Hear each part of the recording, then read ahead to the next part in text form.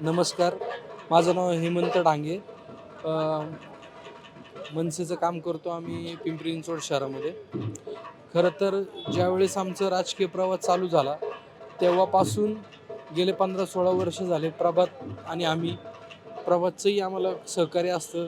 त्या बातम्या असतील किंवा आमच्या ज्या प्रतिक्रिया आहेत त्या लोकांपर्यंत पोहोचवण्याचं माध्यम एक प्रभातच्या माध्यमातून आम्हाला तो एक प्लॅटफॉर्म तेव्हा भेटलेला आहे. आणि आज प्रभात 95व्या वर्षामध्ये पदार्पण करतोय.